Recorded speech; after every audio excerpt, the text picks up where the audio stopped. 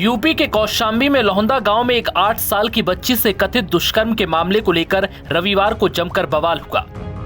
यहां पीड़ित बच्ची के परिवार से मिलने कौशाम्बी जा रहे नगीना सांसद चंद्रशेखर आजाद को कौशाम्बी पहुंचने से पहले ही पुलिस ने प्रयागराज में हाउस अरेस्ट कर लिया। प्रशासन ने धारा 144 का हवाला देकर उन्हें रोका तो वो अपने समर्थकों के साथ सर्किट हाउस में ही धरने पर बैठ गए, जिसके बाद नगीना सांसद चंद्रशेखर के समर्थकों का गुस्सा फूट पड़ा।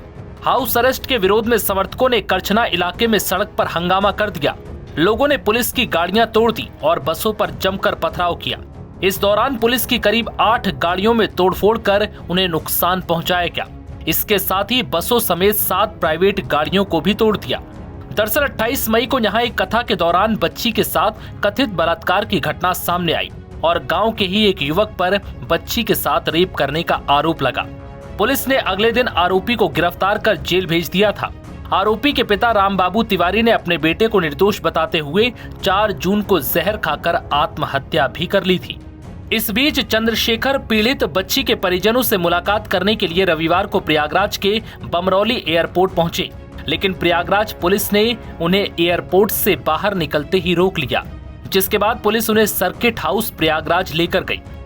जिसके बाद चंद्रशेखर ने क्या कुछ कहा, सुनिए।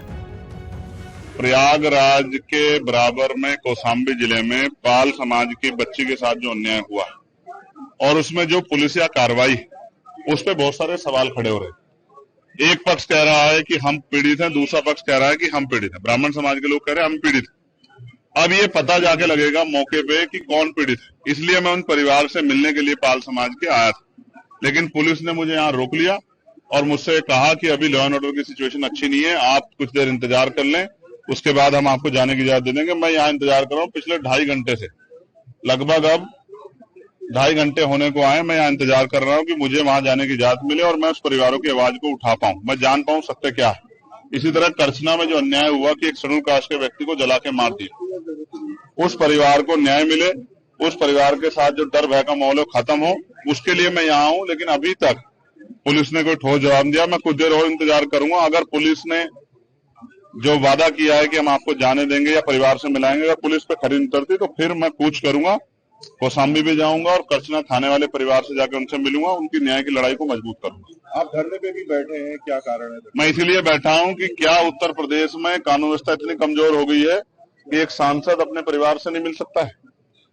क्या हो गया उत्तर प्रदेश में? हम इलाहाबाद में, जहां पूरे उत्तर प्रदेश के लोग आते न्याय मांग रहे हैं, हम तो लंबे समय से मेरठ में हाईकोर्ट की बेंच की मांग को भी उठा रहे हैं, लेकिन इलाहाबाद में इसलिए मुझे तो रोका गया। अपराधियों क्यों रोका गया? यहाँ 500-700 पुलिस लगा के क्यों रोकना चाहते हो?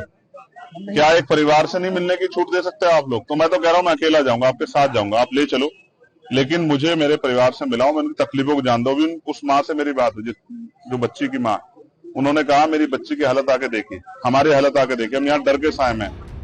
जानकारी है कि चंद्रशेखर को हाउस अरेस्ट करने के बाद बडेवरा बाजार में भीड़ ने जमकर हंगामा किया और आम नागरिकों पर भी ईंट पत्थर चलाए। इससे मची भगदड़ में करीब कई बच्चे और महिलाएं भी जख्मी हो गए। कई दुकानों पर पथराव कर शीशे भी तोड़े गए, जिसके बाद पुलिस ने लाठीचार्ज कर भीड़ को खदेड़ने की कोशिश की। हालात काबू में करने के लिए पीएसी और आरएएफ को भी मौके पर बुलाया गया, जिसके बाद भीम आर्मी के 17 कार्यकर्ताओं को पुलिस ने हिरासत में ले लिया। नव भारत टाइम्स की रिपोर्ट।